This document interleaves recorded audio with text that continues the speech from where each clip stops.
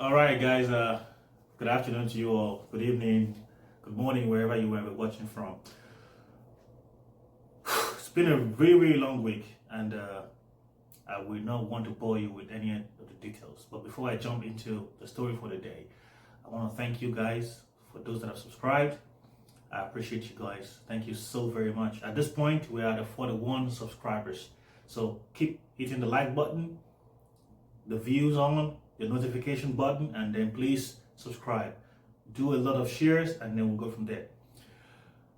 So in the past 2 weeks, well, today makes it 2 weeks now, there's been a trending news and video, and I'm sure you all are caught up already with the news, response from Trump to the Nigerian government.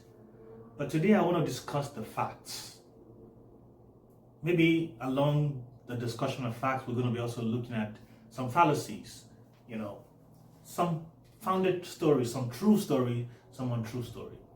Yes, I'm talking about the killing of Christians, the killing of Nigerians. It's a big deal. Now let's look at the facts. It is a fact that people are being killed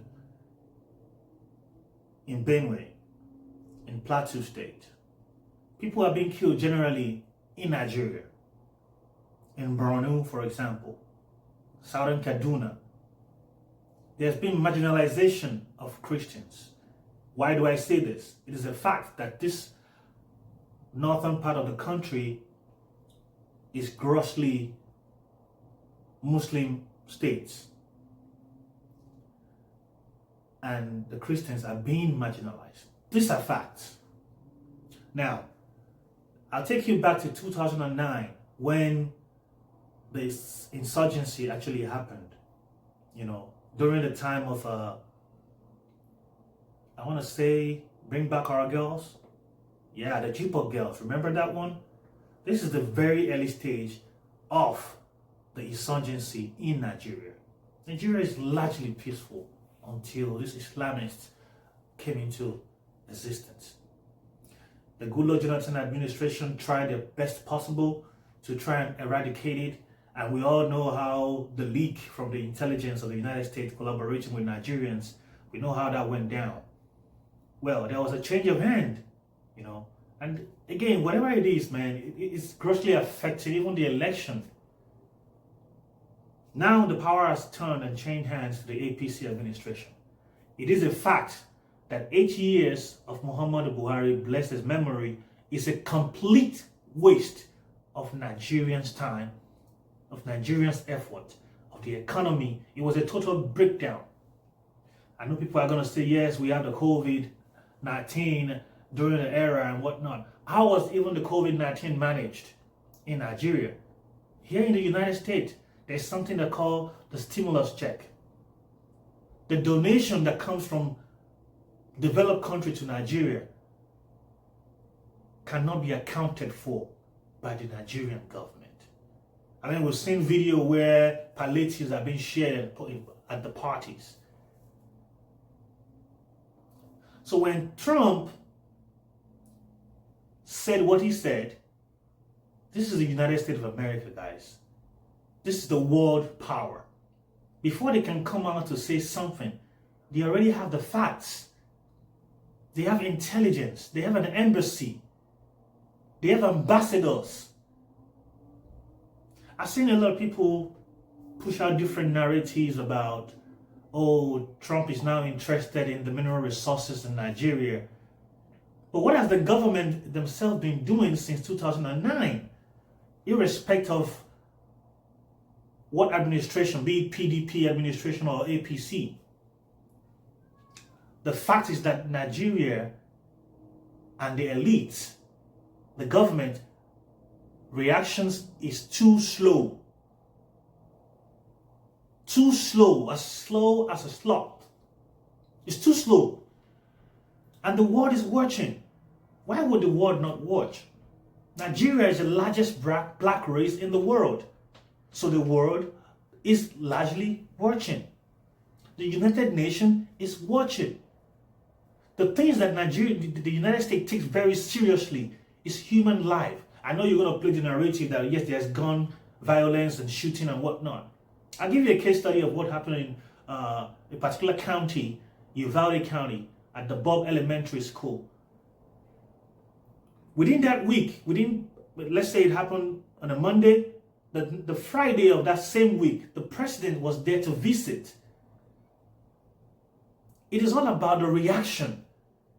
How fast can you react to a problem? But the Nigerian government, the Senate, it's just a different ballgame entirely. They are too slow to respond. But guess what? When Donald Trump said what he said, react as soon as possible. Else we will invade and we will help save our brothers and sisters that are Christians. The fact remains the same that yes, Christians are being killed, Muslims are being killed, but how do you justify the fact that the part where this genocide is happening, as is being so called, is more in the northern part of the country, who are majority of them are Muslim people. So it's a fact. So people cannot continuously be killed regardless of their religion. We've played the religious card, we've played the climate card, we've played the politics card. The climate card is when they say, oh well, they're just it's just a farmer-elder clash. So the elders, the nomadic farmers, are moving to find grassland, pastures for their cattle. This is a country that values cattle more than the human life. I know Nigeria is a developing country, don't get me wrong, but as the largest black race in the world, we were there for South Africa, we were there for Liberia. So why can't we solve our own internal problem? There should be no excuse at all from the government. This propaganda, this trying to push the narrative, deal with the facts. Nigeria has one of the best intelligence in the world. Nigeria as a country and its people is loved by the world. So, I mean, we just want help. We need help. And I want to speak specifically to the President of the United States. If you're listening to me, we appreciate this support. The government are not going to speak up for us. Imagine how long it took for them to even respond. But just in the last 2 weeks, things are already turning around. I'm not asking you to invade Nigeria, because the antecedent of you invading a country is not the best. We've seen what happened to Iraq, we've seen what happened to Pakistan, Afghanistan. You know, we don't want that. But we want that light measure. Because the terrain of Nigeria is only understood, yes, by largely Nigerians themselves. But I know you have facts, you have intelligence. I know you know where these people are. I know you know the people who are funding these people. Now, how can you help? Don't come gun blazing and bombing. No, that's not a solution to it. Come into the country, liaise with the people that we have. I know for a fact that you can find out if someone in the Nigerian administration is trying to sabotage the intelligence information that the United States has. And you can take such people out. That's what we ask for. Don't come with bombing, don't come with bombs and all whatnot. It is a clear fact that people are being marginalized, people are being killed. It's one too many, regardless of their religion, Christian or Muslim, regardless of their tribe.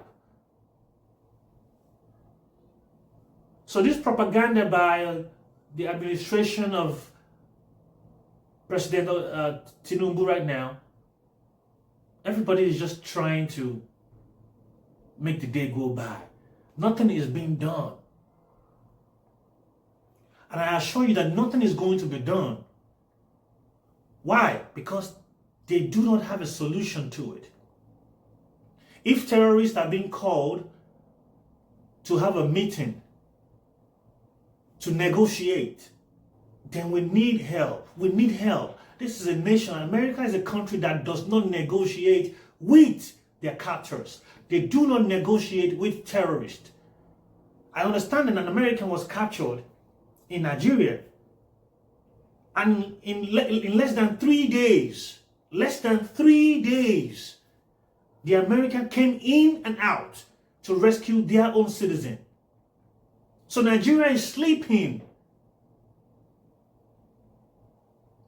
And they are still sleeping because they are more concerned about what and how Donald Trump has related his message than to deal with the issue, tackle the problem. We spent so much money already, and we're still spending on security, but nothing to show for it. Our women are being raped, our women are being killed. They are gradually taking over Kwara State as I speak to you, and nothing is being done about it. Bayelsa, Benue, even back in the days of Governor Autumn in Benue State, he's been crying and shouting. A lot of people said he was a crybaby, but he is crying because he's on ground and he sees everything that is happening. His people are being killed, and the Buhari administration did absolutely nothing about it. 8 years of war was a complete waste, a charade. Nigeria does need help, and the United States is more than ready to help. As a concerned citizen, I ask that the United States come in and help the nation. How do you explain the killing of people in the church in our war? How do you explain that? A monarch in Ondo State, I believe at this time, I think it was in Ifon, in Ose local government.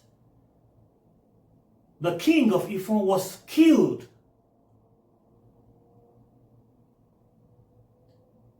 And the perpetrators are nowhere to be found. Nigeria needs to be transparent. They need to be transparent. They need to do better. There's nothing wrong in asking for help. There's absolutely nothing wrong asking for help.